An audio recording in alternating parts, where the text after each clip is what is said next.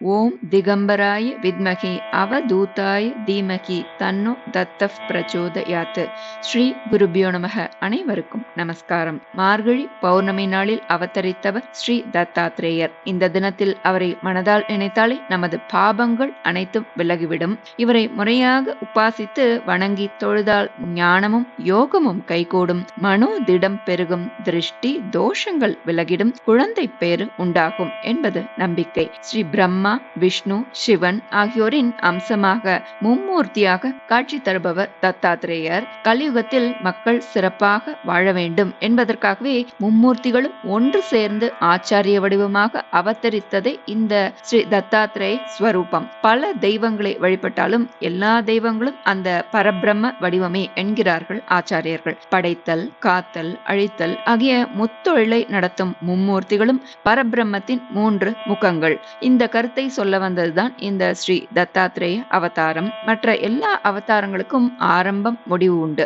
ஆனால் இந்த அவதாரத்திற்கு முடிவு கிடையாது அப்படின்னு சொல்லப்படுது. ஏன்னா அனுமனை போல, மார்க்கண்டேயனை போல தத்தாத்ரேயரும் நித்திய சிரஞ்சீவியாக போற்றப்படுகிறார். நித்திய சிரஞ்சீவியான அவரை அவரது அவதார தினத்தில் வணங்க ஞானமும் அமைதியும் மனோதிடமும் பெறலாம். குழந்தை பேறு இல்லாதவர்களுக்கு குழந்தை வரம் தருபவர் தத்தாத்ரேயர். இவரை குறித்து ராமாயணம், மகாபாரதத்தில் பல குறிப்புகள் உள்ளன. குறிப்பாக ஸ்ரீ கார்த்த வீர்யார்ஜுனர் இவரிடம் வரம் பெற்றதாகவும் சொல்லப்படுறது. வடமேற்கு மாநிலங்களில் இவரை போற்றி வழிபடுகின்றனர். கருட புராணம், பிரம்ம புராணம் போன்ற பல்வேறு நூல்களில் இவரை திருமாலின் அவதாரமாக போற்றுகின்றனர். இந்த தினத்தில் நாம் தத்தாத்ரேயரின் அவதார கதையை தெரிந்து கொள்ளலாம். மும்மூர்த்திகளின் மனைவியர்களான பார்வதி, லக்ஷ்மி, சரஸ்வதி ஆகியோருக்கு தாங்களே உலகில் சிறந்த பத்திவிரதைகள் அப்படின்றதுல கர்வம் இருந்தது. அந்த கர்வத்தை போக்க எண்ணம் கொண்டார் இறைவன். அதற்கு கருவியாக நாரதரை தேர்வு செய்தார். ஒரு நாள் நாரதர் தனது கையில் சில இரும்பு குண்டு எடுத்துக்கொண்டு முப்பெரும் தேவியர்களையும் சந்தித்தார். தேவியர்களே, உங்களுக்கு வணக்கம். தாயே, இன்று இறைவன் எனக்கு அளித்த உணவுதான் இது. இந்த இரும்பு குண்டை பொறியாக்கி சாப்பிட வேண்டும் என்பது இறைவனுடைய உத்தரவு. பத்திவிரதைகளால் மட்டுமே இந்த இரும்பு குண்டுகளை பொறியாக்க முடியும்.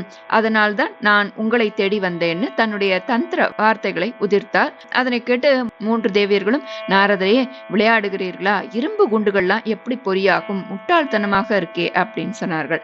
இல்லை தாயே, நிச்சயம் பத்திவிரதைகளால் இது சாத்தியமாகும்னு திரும்பவும் நாரதர் வற்புறுத்துறார். இதனால் முப்பெரும் தேவியர்களும் அந்த இரும்பு குண்டை தீயிலிட்டு பொறியாக்க முயற்சி செய்கிறார். ஆனால் அவர்களால அது முடியல. அவர்களோட மனதுல இருந்த அகந்தை அதற்கு காரணமாக அமைந்தது. அதையடுத்து நாரதர் அந்த இரும்பு குண்டுகளை எல்லாம் கொண்டு போய் அத்ரி முனிவரின் மனைவியான அனுசுயா தேவி கிட்ட கொடுத்தார்.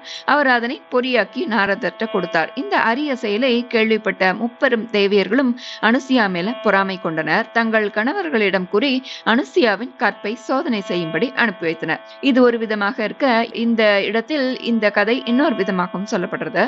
அத்ரி அனுசுயா தம்பதிக்கு குழந்தை பேர் இல்லை. குழந்தை இல்லாத அனுசுயா தனக்கு மும்மூர்த்திகளை தெய்வ குழந்தைகளாக பிறக்க வேண்டும் என விரும்பினாள். அதை அறிந்த மும்மூர்த்திகளும் தங்கள் தேவியரிடம் சென்று ஆலோசனை கேட்டனர். அதற்கு அனுசுயாவிற்கு சோதனை வைத்து அதில் அவள் வெற்றி பெற்றால் அவளுக்கு தாங்கள் குழந்தையாக பிறக்கலாம் சொல்லி தேவியர்கள் மூவரும் சொல்றா. எப்படியும் இதில் அவள் தோற்று விடுவாள்ன்றது அவர்களுடைய கணிப்பா இருந்தது. தன்மையில் அந்த மூவரையும் குழந்தைகளாக உருமாற்றினாள் அனுசுயா. பின் அவர்களுக்கு அமுது அளித்து தொட்டில்ல தூங்க பண்ணிடுறா. வெளியே சென்றிருந்த அத்ரி முனிவர் தனது ஞான திருஷ்டினால நடந்ததை அறிந்து கொண்டார். வீட்டுக்கு வந்த அவர் அந்த குழந்தைகளை ஒரு சேர அணைத்தார். ஒரு உடல், 3 தலை, 2 கால்கள், 6 கைகளோட அந்த குழந்தை இருந்தது. அதற்கு தத்தாத்ரேயர் என்ற பெயரிட்டார். 6 கைகள்னு பார்த்தோம் இல்லையா? மும்மூர்த்தி அம்சத்தை குறிக்கும் விதமாக இவரது கைகளில் பிரம்மாவின் குறியீடாக கமண்டலமும் ஜபமாலையும், விஷ்ணுவின் குறியீடாக சங்கு சக்கரம், சிவனின் குறியீடாக திரிசூலம் மற்றும் டமருகம் ஆகவே 6 கைகளில் இவர் வைத்துள்ளார். கதைக்கு வரலாம். அனுசுயாவின் கற்பை பரிசோதிக்க சென்ற தங்களது கணவன்மார்கள் பல காலமாகியும் இருப்பிடம் திரும்பாததை எண்ணி மனம் கலங்கினார்கள். முப்பெரும் தேவர்கள் அனுசுயாவோட குடிலை நோக்கி ஓடிவரா. நடந்ததை எல்லாம் சொல்லி தங்களுடைய கணவன்மார்களை சுய வடிவில் திருப்பி தரும்படி கேட்கிறார். அவர்கள்ட்ட, உங்களுடைய கணவன் எப்படி உங்களுக்கு திரும்ப கிடைக்கணும்ன்றது போல குழந்தை இல்லாத எங்களுக்கும் இந்த குழந்தை வேண்டும் அப்படின்னு சொல்லி கேட்கிறார் அத்ரி மகர்ஷி. உடனே 3 தெய்வங்களும் எழுந்து, ரிஷியே, உங்களுடைய விருப்பப்படியே இந்த குழந்தையே இங்கேயே இருக்கும். இவன் பெரிய ரிஷியாக விளங்குவான் அப்படின்னு சொல்லி மறைந்து விடுகிறார்கள். அவரது இன்னொரு பெயர் ஆத்ரேயர், அதாவது அத்ரியின் புதல்வர் என்பதால் ஆத்ரேயர். ஆகவே தாத்ரேயர் என்று இரண்டும் சேர்த்து அழைக்கப்படுகிறார். கன்னியாகுமரி மாவட்டத்தில் உள்ள சுசீந்திரம்ன்ற ஊர் அவரது அவதார தலம்னு சொல்லப்படுறது. தானுமாலயனின் வடிவமே தத்தாத்திரேயர் அம்சம்னு சொல்லப்படுறது. சுசீந்திரம் தானுமாலய சுவாமியை வணங்கினால் ஸ்ரீ தத்தாத்திரேயரை வணங்கிய பேரு கிடைக்கும். சிறந்த ஞானமும் கல்வியும் பெற விரும்புவோர் ஸ்ரீ தத்தாத்திரேயரை வணங்கி அருள் பெறலாம். பிறந்தது முதலே ஞான வடிவாக விளங்கிய ஸ்ரீ தத்தாத்திரேயர் வேத உபன்யாச ஞானியர்களுக்கு சத்குருவாகவும் பிரம்ம யோகியர்களுக்கு வழிகாட்டியாகவும் இருந்து வந்தார். பரசுராமனால் அழிக்கப்பட்ட கார்த்தவீர்யார்ஜுனன் இவரது சீடர். காணாமல் அல்லது திருடு போன பொருட்கள் மீண்டும் கிடைக்க இன்றும் கார்த்தவீர்யார்ஜுன மந்திரம் என்ற மந்திரத்தை ஜபிப்பதை கேள்விப்பட்டிருக்கலாம். இந்த மந்திரத்தின் பிதாமக ஸ்ரீ தத்தாத்திரேயரே. பரசுராமருக்கு இவரே குருவாக இருந்து ஸ்ரீவித்யா உபாசனை உள்ளிட்ட மந்திரங்களை கற்றுக் கொடுத்தவர் அப்படின்னு சொல்லப்படுறது. மனம் போன போக்கில் எந்த ஒரு வெளிப்புற அடையாளங்களும் இன்றி தூய மனதுடன் நிஜமான துறவியாக இருந்தவர் தத்தாத்திரேயர். அவதாரங்களில் சிறந்த அவதாரம் என்று வியாசரால் வணங்கப்பட்டவர். அத்ரி அனுசுயா தம்பதியருக்கு மும்மூர்த்திகளின் அம்சமாக பிறந்த இந்த தத்தாத்திரேயர் ஹனுமன் மார்க்கண்டேயரை போல சிரஞ்சீவியாக வாழும் சிறப்பு பெற்றவர். குழந்தை வர வேண்டும் தம்பதிகள் தத்தாத்திரேயரை விரதம் இருந்து வழிபட்டு வேண்டிக் கொண்டால் அவர்களது கோரிக்கைகள் விரைவில் நிறைவேறும் அப்படின்னு சொல்லப்பட்டிருக்கு.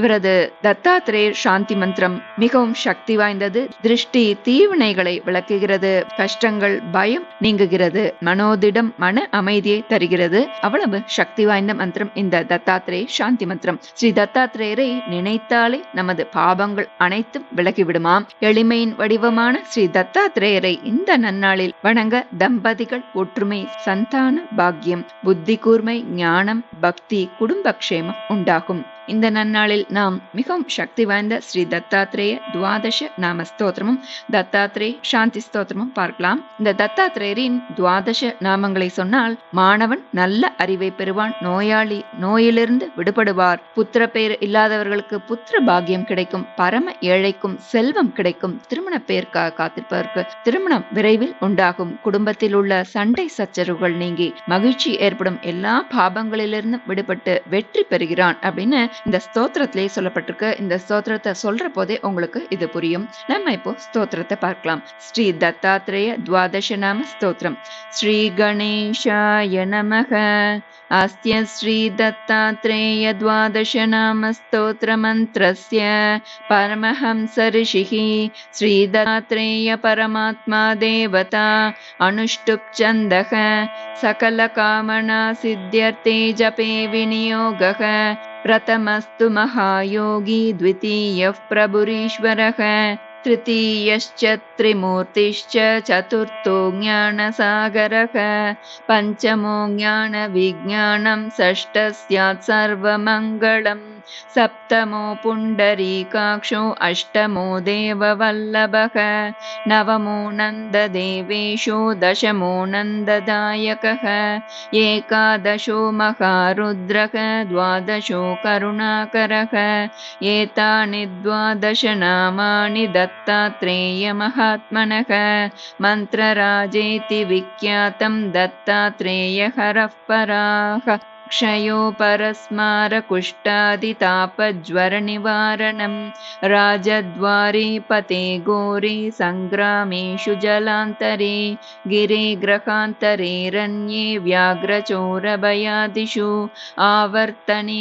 सहस्रेषु लभन्ते वाञ्छितं फलं त्रिकालं यः पठेन्नित्यं मोक्षसिद्धिमवाप्नुयात् दत्तात्रेय सदा रक्षेत् यशः सत्यं न संशयः विद्यार्थी लभते विद्यां रोगी रोगात् प्रमुच्यते अपुत्रो लभते पुत्रं दरिद्री लभते धनम् अभार्यो लभते भार्यां सुखार्थी लभते सुखं मुच्यते सर्वपापेभ्यो सर्वत्र विजयी भवेत् इति श्री दत्तात्रेय द्वादश नाम स्तोत्रं सम्पूर्णम्. श्री दत्तात्रेयार्पणमस्तु. श्री गुरुभ्यो नमः. துஷ்ட சக்திகளை அழித்து மன அமைதி தரவல்ல ஸ்ரீ தத்தாத்ரேய சாந்தி ஸ்தோத்திரம். நமஸ்தே பகவன் தேவ தத்தாத்ரேய ஜகத்பிரபோ சர்வபாதா பிரசமனம் குரு சாந்தி பிரயச்ச மே அனுசூயா சுத ஸ்ரீஷக ஜனபாதக நாசன திகம்பர நமோ நித்யம் துப்யம் மே வரதோ பவ பூத பிரேத பிசாச்சாத்யா யஸ்ய ஸ்மரணமாத்ரதக தூராதேவ பலாயந்தே தத்தாத்ரேயம் நமாமி தம் யன்னாமஸ்மரணாதைன்யம் பாபம் தாபஞ்ச நஷ்யதி பீதர்கிரஹாதி துஸ்வப்னம் தத்தாத்ரேயம் நமாமி தம் दद्रुस्फोटककुष्ठादिमहामारिविषूचिकाः नश्यन्त्यन्योऽपि रोगाश्च दत्तात्रेयं नमामि तं सङ्गजादेशकालोत्तः तापत्रयसमुत्थिताः शाम्यन्ति यत्स्मरणतो दत्तात्रेयं नमामि तं सर्पवृश्चिकदष्टानां विषार्तानां शरीरिणां यन्नामशान्तिदं शीघ्रं दत्तात्रेयं नमामि तं त्रिविधोत्पातशमनं विविधारिष्टनाशनं यन्नामकृतभीतिघ्नं दत्तात्रेयं नमामि तं वैर्यादिकृतमन्त्रादिप्रयोगायस्य कीर्तनात् नश्यन्ति देहबाधाश्च दत्तात्रेयं नमामि तं यच्चिष्यस्मरणात् सद्यो गतनष्टादिलभ्यते यस्य मे सर्वतस्त्राता दत्तात्रेयं नमामि तं जयलाभयशः कामदातुर्दत्तस्य यस्तवं भोगमोक्षप्रदस्येमं पठेत् दत्तप्रियो भवेत् देवनाथ गुरो स्वामिन् देशिकस्वात्मनायक त्राहि त्राहि कृपासिन्धो पूर्णपारायणं कुरु इति श्रीमत्परमहंस परिव्राजकाचार्यवर्य श्रीवासुदेवानन्द सरस्वती विरचित श्रीदत्तात्रेय शान्तिस्तोत्रं सम्पूर्णं श्रीगुरुभ्यो नमः हरिः ओम् தீராத கொடிய நோய்கள் குணமாகி ஆரோக்கியம் உண்டாகவும் கிரக தோஷங்கள் பீடைகள் துஷ்ட சக்திகள் மற்றும் பயம் விலக இந்த ஸ்தோத்திரத்தை பாராயணம் செய்யலாம். அனைவரும் இந்த தத்தாத்ரேய ஜெயந்தி நன்னாளில் இந்த ஸ்தோத்திரத்தை பாராயணம் செய்து பலன் பெறுவோம். நல்லதே நடக்கும். நமஸ்காரம்.